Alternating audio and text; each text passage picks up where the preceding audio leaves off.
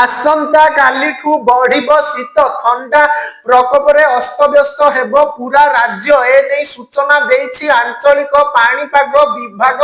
आज पारद 4 डिग्री कमिब।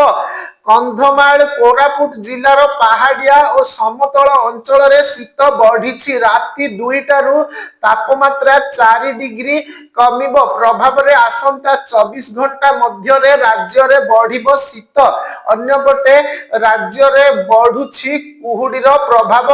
आज बौद्ध जिले में घन कुहुडी देखा मिलता जार भिजिबिलिटी 20 मीटर रही। आगामी 5 दिन धरी अनेक जिले में भोर और सकाळ समय रे कुहुडी जारी रहिबो।